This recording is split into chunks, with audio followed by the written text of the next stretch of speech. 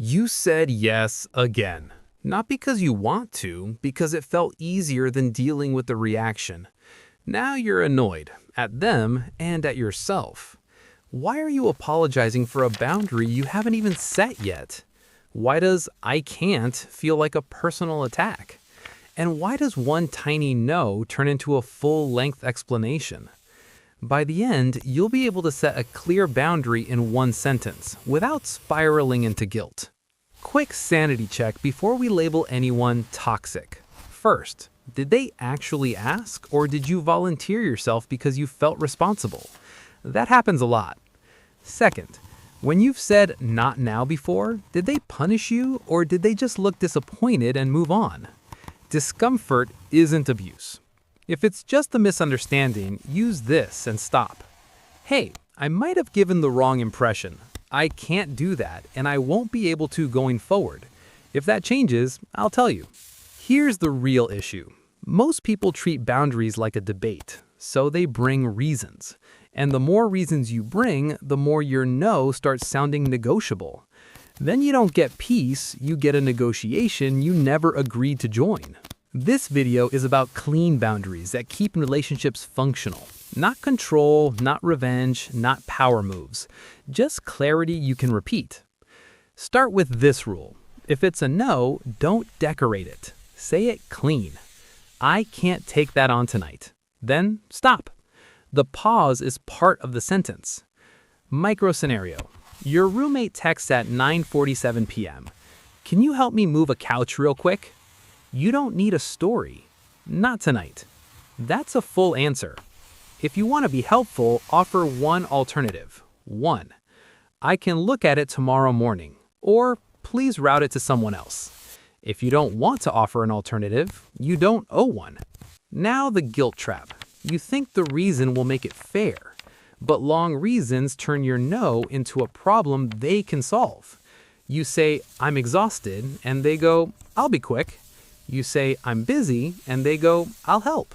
So use a sentence that doesn't invite fixes. "I'm not available for that." If they press for a why, keep it boring. "I've got other commitments." That's enough. And watch your soft no. "Maybe," "we'll see," "I'll try."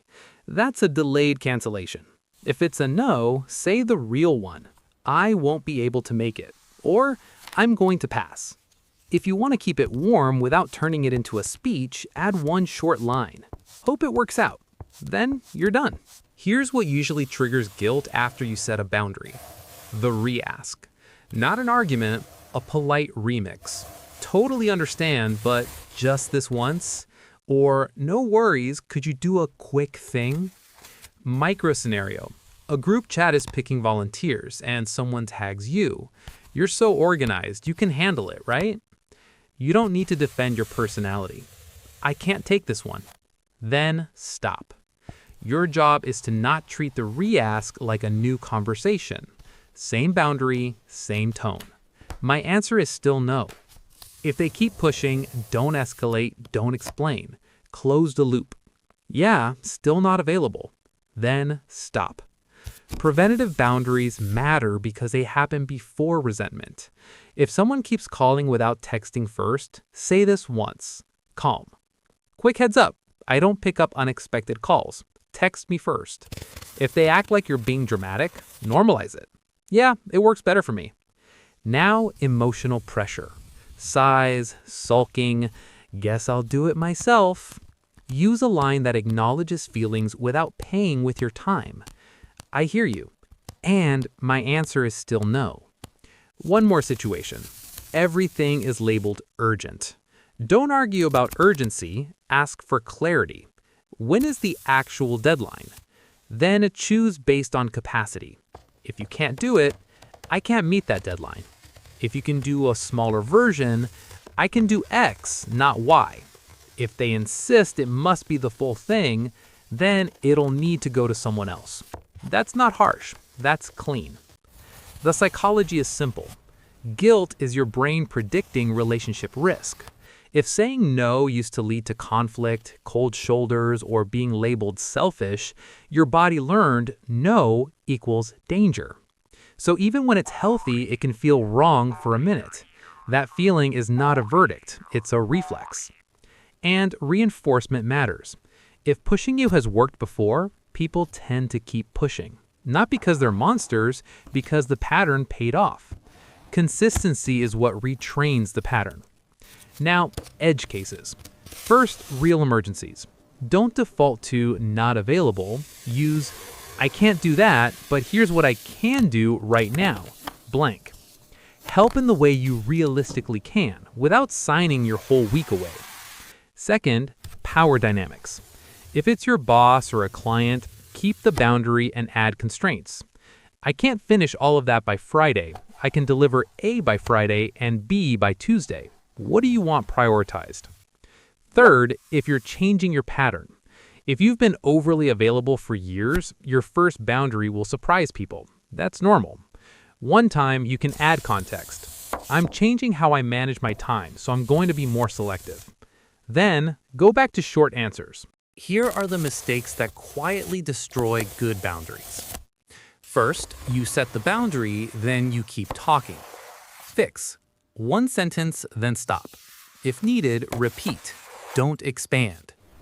Second, you turn it into a courtroom. You explain their intentions and their pattern. Fix. Keep it on your side. I'm not available for that. Not, you always do this. Third, you set it too late. You wait until you're stressed, then it comes out sharp. Fix. Set it early with a heads up. Next time, I won't be able to do that. Fourth, you make an exception and pretend it's not an exception. Fix. Name it. I can do it this once, but I won't be able to going forward. Then follow through. Fifth, you text an essay. Fix. 2 lines max. Boundary. Optional, 1 alternative. Done. If you do nothing else, do this.